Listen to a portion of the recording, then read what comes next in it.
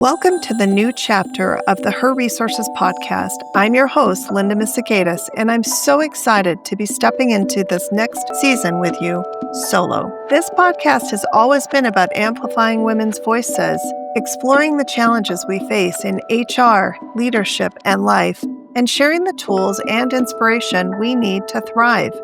And now, I'm taking that mission even deeper. You'll hear real conversations with bold and authentic women, as well as reflections from me on everything from pay equity and burnout to confidence, leadership, and the messy, beautiful journey of growth. This is more than just a podcast, it's a community, a space for us to learn, lead, and lift each other up. Welcome to this new beginning. This is the Her Resources podcast. Let's get started. Hey everyone, welcome back to the Her Resources podcast. I'm so happy to have you here again. I've been thinking about this particular episode for a while because if I'm being honest, this one feels really personal to me. Today, we're going to talk about being the reliable one. You know exactly who I mean. It's that person who everyone can count on, the one who steps in, figures things out, makes sure nothing falls through the cracks. And for a long time, both in my personal life and in my career, that has been me. And on the surface, it kind of feels like a compliment, right? I mean, people trust you, they rely on you, they know you'll get it done. But over time, something kind of shifts. That reliability becomes an expectation, and then that expectation becomes pressure. And honestly, before you know it, you're carrying more than you ever intended to. And it led me to ask myself a question that I think a lot of us have probably felt, but maybe haven't said out loud. So, when your work goes unnoticed or when people just assume you'll take care of everything, whose fault is that? Is it ours or is it theirs? And if it is ours, how do we actually change it? Especially when we've spent maybe years building that reputation. And here's where it gets even more interesting. Because there's actually research behind this, Linda Babcock talks about something that's called non-promotable work. I don't know if you've ever heard of that before, if you've checked out any of Linda Babcock's stuff. But once I understood this, it completely changed how I saw my own behavior. So today we're going to unpack that. And more importantly, talk a little bit about how to start shifting it without losing who you are. I want to start here at realization because I think this is really where it begins. So, for a long time, I told myself this story that I was just someone who got things done, that I was dependable, that I was adding value. And all of that was actually true. I mean, I do think I was adding value. I definitely was getting stuff done. But is that all I was doing? Was I just staying busy? But what I didn't realize at the time is that I was also creating a pattern. And this is something that, I didn't recognize. Because what we consistently say yes to, kind of like what we consistently take on and what we consistently fix, well, guess what? We're teaching people what to expect from us at that point. And over time, that expectation actually becomes a reality. And I don't think I fully saw it until I started to feel frustrated. And I was even feeling a little resentful at times as well. And again, I didn't recognize it right away. And this feeling of frustration and resentfulness, I wasn't really figuring out where that was coming from either, which was fundamentally a problem for myself. Like I started to think to myself, why am I always the one who is doing this? Or, gosh, why does it always keep falling on me? Why isn't this being recognized in the way I thought it would be? Because I really did subscribe to the idea. I mean, I grew up with two very hardworking blue collar worker parents, and the way that I was raised was very much around, you keep your nose down, you work really hard, you do what you're supposed to do, you show up every day, and eventually someone's going to notice that and it'll be recognized. But that's when I had to really take a step back and kind of ask myself, what role am I playing in all of this? Because again, is it my fault or is it the people that are expecting it? So if this is a feeling of frustration or resentment kind of resonates with you as well, I'd love it if you could share in the comments because I'm always curious from our listeners, like, how are you feeling about this? What's your story for those of you who are out there maybe that are in a similar position of being the reliable one? So I want to talk a little bit more about non-promotable work because this, like I said, this is really where this hit home for me and where Linda Babcock's research came into play. She talks about something that's actually called non-promotable work. And when I first heard that term, I'm not going to lie, it kind of stopped me in my tracks because I'm thinking to myself, what exactly is non-promotable work and am I actually doing it? And guess what? It really describes the work that keeps everything running, which is great, right? I'm like, oh, yeah, see how important I am? I keep everything running. But the problem with that is that it doesn't actually move your career forward. This is just, it's a work that keeps everything going. So it's like it's important work, but is it actually work that is progressing my career? So some of those things are like maybe you're the one who takes notes in meetings, or maybe you're the one who steps up and volunteers to plan events. Maybe you help onboard other people or you onboard other processes. Maybe you're the one who fixes problems that no one else wants to deal with. I mean, I'm wondering, is any of this starting to sound familiar to any of you out there? Because I know it did for me. And then also being the person everyone goes to when something needs to get done. And I know I definitely have been that person. It's like that old Mikey commercial with the cereal, like, let's get Mikey, he'll do it. He'll eat anything. I was like, let's go get Linda. She'll do it. She'll do anything. When I think about like what is the key insight to all of that information is the problem isn't really that that work exists because it has to exist and it is something that actually has to get done as well, right? The problem really falls with who is consistently doing that work. So, research does show that women, especially, are much more likely to take this on. It's an interesting dynamic that women have. I don't know if it's because we're doers, fixers, whatever it is, but women are much more likely to raise their hand and take this work on. And it's not always because we're asked more often, I have to say, but it really is because we say yes more. I don't know if you've sat in a room before in a conference room and everyone's there and this stuff comes up. I've got to admit, I haven't seen a lot of my male colleagues be the first ones to raise their hand and say, yes, they'll do it. But I do see a lot of my female colleagues being the ones who be like, oh, okay, well, I'll do it. Or when nobody says anything, that a lot of times it's the woman who will say, oh, okay, I'll take care of it. And it comes from a good place because we care, because we're capable of getting it done, and because we want things to be done right. I mean, let's be honest, that is a big driver for us as well. But if you want something done right, you do it yourself. But unfortunately, over time, that really does start to create a cycle where we're doing more and more work that isn't actually tied to growth. It isn't really giving us visibility. I mean, you might be known as the reliable one and the one who always gets his stuff done, but is that work truly visible at a level that is providing you growth or advancement in your career? And chances are it isn't. I have exciting news. The Her Resources podcast is opening sponsorships. If your brand supports women in HR and leadership, think talent, well-being, learning, pay equity, coaching, productivity, or mission-driven tech, this is your moment. Our listeners are decision makers and change makers who show up for real conversations and practical tools every week.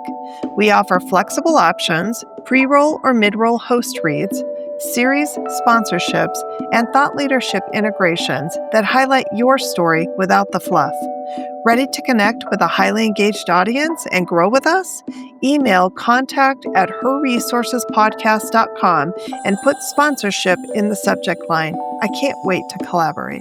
So let's talk a little bit about what the hidden cost is to being the reliable one. Because I'm not suggesting that you shouldn't be reliable. You should. I think it's important for, I take a lot of pride in being somebody that you can count on to get something done. But this is where, this hidden cost, it really is where it starts to matter because now it's not just about being busy anymore. There are some real consequences to this pattern. And the first one, like we were mentioning, or like I mentioned before, was around visibility. So you're working hard, nose to the grindstone. You're getting this stuff done. You're pushing through. You're checking things off the list. But even though you're working really hard, maybe it's not necessarily on the things that are getting noticed. So no one's really noticing this. They appreciate that all this stuff gets done, but they may not even realize that you're the one who's getting the work done. The second one starts to become around capacity, right? You're so full that you don't have room for the work that actually moves you forward because now you find that you're getting mired down into all of these other non-promotable work. You're getting this busy work that's done. The problem with all of that is that it's not doing anything to move you forward in your actual career. And the third, and I think this one is a little bit, more subtle, you get to be known for being helpful instead of being strategic. And so, yeah, you're that one that they'll say, oh gosh, yeah, there's Linda. We can always count on her. But what I really want them to be thinking is, ooh, we need to get Linda involved in this because, gosh, she's so strategic in her thought process. She'll come up with different ways for us to solve this problem. It's not about the task side of it all, it's more about the strategy behind how we're going to get it done.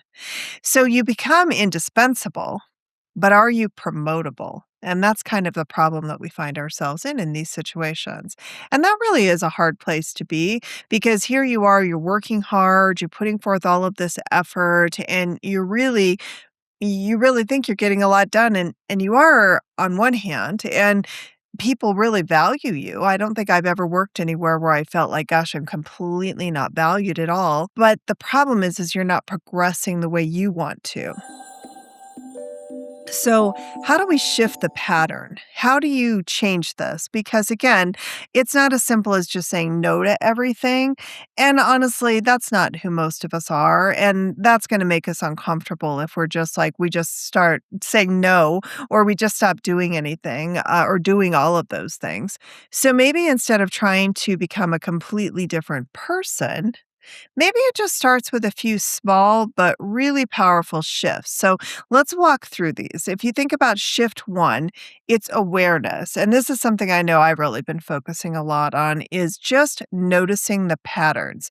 So where do you automatically say yes?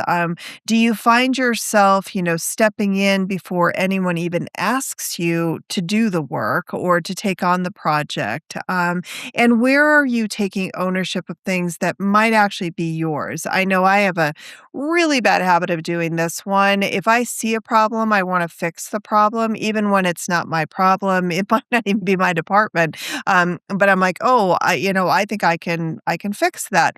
And so here I set off to go and take ownership of something that really isn't mine to take ownership of. So if you really want to take this seriously, one of the things that I'd recommend that you do is track it for a week. So start on Monday and just start tracking it. Notice every time you automatically want to raise your hand or you do raise your hand and you say, I'll take it on. So start to create some self-awareness around that because you might actually be surprised at how much you're actually carrying. The second shift is the pause. And this one is so subtle but so powerful. Instead of immediately saying yes, I want you to pause. I want you to create some space between the ask and your answer. That also gives you time to think before you speak, which we should all probably do more often, but just pause. And you can say things like, if you're not comfortable with the silence of just pausing, you could say, hey, let me take a look at my priorities and then I'll get back to you. So now you've given yourself a little space to really think through this, make sure it aligns, that you're putting some real thought behind it. The other thing you could say as well is, well, can you help me understand how this fits in with what I'm currently focused on? And this is really important if you've already become the reliable one, the one that everybody looks to, and now you're trying to make that shift and it feels uncomfortable. You could really start to take a look at this and say, if my core responsibilities or my core role in the organization are this, this, and this, what I'm asking for is you helping me to understand how that's going to fit in with what I'm currently doing today. And so by taking that pause, it gives you a choice instead of reacting just out of habit. And then, you're kicking yourself in the butt because you're like, oh my God, one more time I said yes, and you didn't really want to. The third shift is redistribution. This one can be the hardest one to do because it's letting other people step up. Because when you become the reliable one, you also feel like you're the one who knows how to do it best. And that may be true or it might not be true, but that's where you find yourself often. And so you're not really, maybe you can do it the fastest. Maybe you feel like you do it the most efficiently. And you might be all of those things. So again, I'm not taking anything away from that. And because I can relate with all of this, I'm certainly talking about myself as well. But when we always step in, we don't actually create space for anyone else to grow. And we keep reinforcing that same cycle that we're talking about and that we're really trying to break here. And honestly, if I'm being really honest, part of what makes this hard, it's not just about the work, it's about the identity. Because being the reliable one really does become part of who you are. And I know even for myself, I'll find if suddenly I'm not being asked to do everything or I'm not involved in all of these extra curricular types of things, I kind of start to have a little bit of FOMO. I'm like, well, what am I missing out on? Am I no longer important? It's silly the games you play with yourself, but it actually happens because, it's who you are. So stepping back can feel really uncomfortable. The other thing it can do is it can make you feel like you're letting people down. But honestly, in reality, you're creating a more sustainable way to show up, and people will start to view you differently. So let's talk just a little bit about the fact that this isn't about doing less, right? I'm not suggesting that, you kick back and you're going to do the absolute minimal amount of work and that's going to make you feel any better because it's not. But it is about doing the right things. It's the things that align with your role, your goals, and what your growth trajectory plan, what are you trying to do? So if you really sit down and you're trying to, map out your direction, where you're trying to take your career, maybe where you're even trying to take your particular role, do I want to be promoted? Am I looking to grow my skills so that I can, take on this other position? Maybe I want to lead the organization, and I'm thinking about how are the things that I'm doing going to help me in the future. Make sure that you're really kind of thinking about this because reliability should absolutely be a strength. Again, I think being reliable is positive. Everybody should be reliable. If you say you're going to do something, you should do it.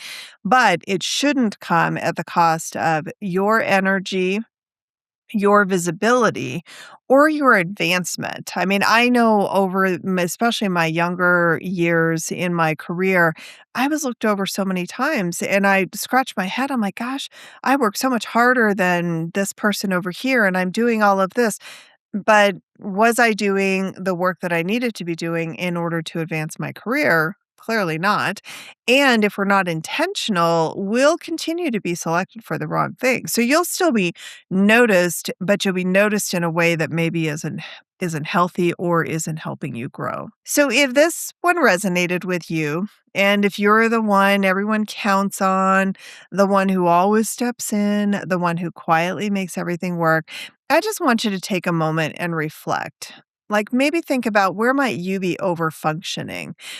Where could you maybe pause, even just a little bit? Sometimes just that little pause is enough. And sometimes it's just passing up on that one thing so you start to get used to it. So think about that. And maybe where could you create space for someone else to step up? Maybe there's someone else who wants to do that. And maybe that's important to their particular growth or where they're going. And you keep taking all those opportunities. So Again, it's not about changing who you are. I'm not suggesting you should become a different person. It's just about protecting your time, your energy, and your growth. Because, like I said, being reliable is a strength, but it shouldn't become the silent expectation that really holds you back. So, if this episode hit home, I'd love it if you'd share it with someone who might need to hear this too. And if you like this episode, please like, share, follow, and I hope that, you'll leave any comments. I'd love to hear your stories around this as well. And I just want to, as always, thank you for being here and being a part of the Her Resources community. And I'll see you next time. Thanks, everyone. You've been listening to the Her Resources podcast, where women's voices, leadership, and growth take center stage. As your host, I'm here to remind you that the journey isn't always easy, but it is always worth it. Every step you take to build confidence, create impact, or use your voice is part of a much bigger story. It's the one that inspires others to do the same. If this episode spoke to you, I'd love it if you subscribed, left a review, or shared it with another woman who's ready to step into her power. And as always, thank you for being a part of this community. Together, we're not just changing conversations, we're changing the future.